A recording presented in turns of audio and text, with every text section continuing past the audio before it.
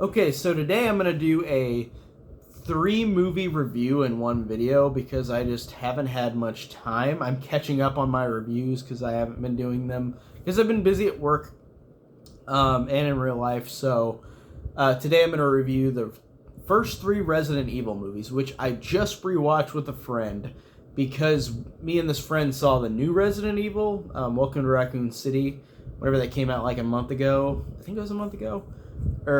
And we said we should watch the other ones because I've only seen the first 3, haven't seen 4 through 6 or 7, or there's 6 or 7 I think of this franchise, not including the new one. But I have seen the first 3 Resident Evil movies before, so those 3 I'm going to talk about today. And whenever I watch 4, 5, 6, and I think 7, whenever I watch those ones, I'll review them as well. But today it's just going to be for the first 3.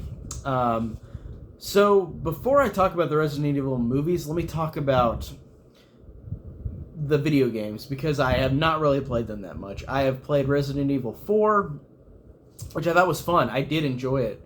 But I just never got the chance to play the other ones, and I do want to play them. I hear they're excellent games. I do want to eventually play them. But this is not going to be a review based on the authenticity of the games. Don't know much about them, like I said. The first Resident Evil from 2002, directed by Paul W.S. Anderson, who does a lot of pulpy, horror action movies. This is interesting because the first Resident Evil, rewatching it, I really dug it. I thought it was really fun.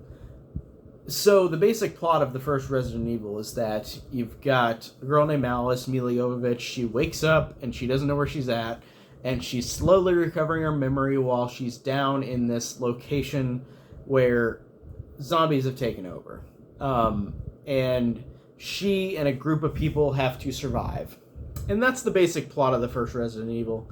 And I honestly, rewatching this, I did like the mystery angle to it. I thought it was pretty solid and pretty interesting. I thought this... I don't think the video games are like this. I already know that because it just... This feels... It's an action horror movie. And I know the games probably don't feel that way. And maybe they do. Like I said, I haven't really played that many of them. In terms of how the movie's shot and how it feels like more of an action horror, and I don't really know if that's really authentic to the video games, but this one has, like I said, I like Milla Jovovich a lot. I think she's great in these movies, especially since I just watched the first 3. I think she's great in all 3 of them. She's just an actress that I think is really entertaining and really fun, and she really works with being this badass action hero. She's got the look for it. Even though she's strangely really sexualized, I know it's 2002 when this came out, but she was extremely sexualized in this one, where a lot of shots of her almost naked. Which, I mean, it's weird to look at that because now it's not as prevalent with that kind of thing, and it does kind of feel like a time capsule with that kind of thing, because you don't really see that as much nowadays in terms of movies like this. But Milla Jovovich is really awesome. Like I said, she's really fun. She's really entertaining. She's got some good one-liners. There is some good scenes that are tense. I like the scene where they're in the laser room, and the laser will be a line, or it will be a gate, or a fence, and it will be cutting people up, and I thought that it was intense and worked. And that one guy who just sits there and it becomes a fence, and he just gets cut into all these pieces, and you don't see it fully, but you just see him break apart. That's really cool and really fun. Like I said, I don't know much about the video games, but there's the little girl who is the AI of the thing, where she's saying in order to get past this, you must kill this person. And then there is a hilarious line where this little girl is just telling them, because they got to kill Michelle Rodriguez, so kill her. And this little girl, her dialogue is so hilarious from the computer, because it's just kill her now, kill her. It's ridiculous, and it's funny. I do think that this one has a lot of pulpy fun in it, and I did enjoy the first Resident Evil on a rewatch. It's mostly underground, and then the ending opens up to being a open world movie, which is interesting because, like I said, this first one is really just self-contained in like underground, but it ends on a good note. So rewatching the first Resident Evil, I did really honestly enjoy it. Like I thought it was just a fun, dumb time. Like it was fun and pulpy. On Letterboxd, I gave it like a 3.5 out of 5 stars. Like I did really like it. Now Resident Evil Apocalypse, the second Resident Evil movie, and these titles are crazy. Like they're not called Resident Evil 1, 2, 3. Resident Evil Apocalypse is the second one, and this is mostly about Alice out in the city. They've got to find this little girl to get this person to save them, and the plot in this one I really don't have much to describe with because there's really not much. But I thought that this one was pretty intense as well and worked with the action. Milla Jovovich again is great. I did like this one overall, but the more I'm thinking about it, the more I'm just kind of forgetting about it. Like, even though I did like it, it's weird. I'm kind of forgetting it already. Like, I just watched it yesterday, and I'm kind of forgetting what even happened in it. But I also watched all 3 of these in quick succession, so maybe that's why, but... I guess I forgot. I wrote in my notes Nemesis. So Nemesis is you realize that the guy that she likes becomes Nemesis, which is this creature, I guess, from the games, and it's this bulletproof like monster-ass creature like that is giant. And I like the idea that Alice and Nemesis are 1 and 1.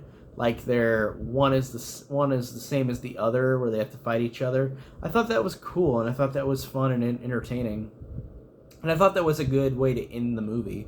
It had a fun action sequence at the end, and the action was good in the movie. I just am honestly forgetting it for the most part. As well as Resident Evil 3, which is Resident Evil Extinction, which now I will talk about. Resident Evil Extinction has a new coat of paint on it because I like the fact that it is in the desert. I think that's a cool location, and I do like that in zombie movies, the desert location. I think that's fun. And I forgot to say at the end of Resident Evil 2, like, Alice is dead, but now they're all these clones of Alice, so this is one of the Alice clones.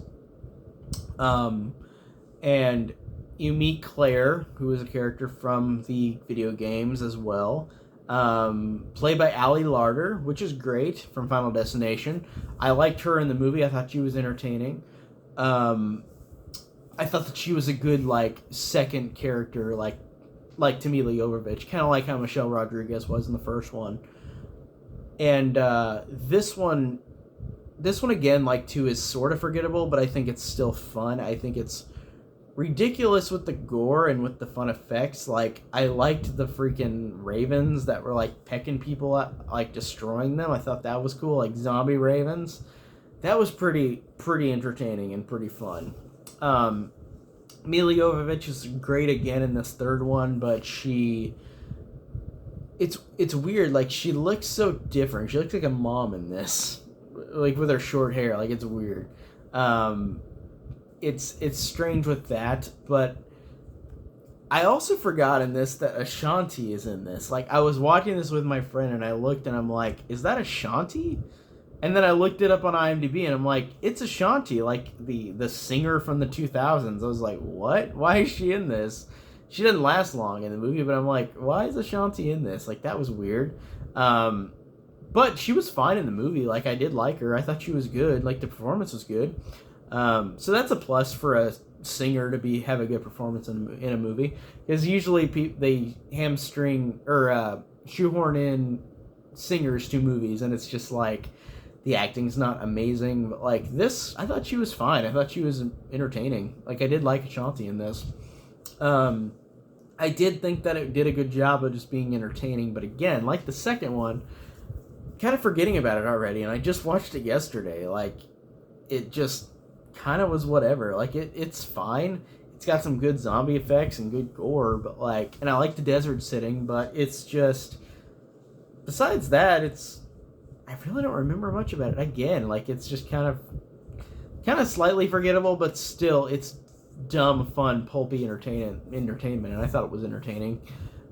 Even though regardless, I'm forgetting about it already. But yeah, rewatching these I thought was fun, and I thought it was enjoyable rewatching them. I did like them on rewatch, even though, like I said, 2 and 3 are more forgettable. But yeah, I'm excited to see where the franchise goes, because I haven't seen any after this one. So after these 3, besides the new one that's not connected to the other Mila Jovovich ones, but yeah, I'm excited to see where it goes. I don't know when I'll have those reviews up. I don't know when I'll see those. It might be a little while, because I'm going to watch that with that friend again. So, like the other movies, so it might take a little bit, but regardless, they'll be up sometime in the next month or 2. But yeah, that's it for today. Like I said, it was easier to review all 3 of these because I didn't have a whole lot to say about them. But I did want to talk about them. But like, I felt like if it was just separate videos for all 3 of these, I would have they would have been like 2-minute reviews kind of thing. So yeah, that's it for today. Got more reviews coming up, and I'll see you guys later. Take care.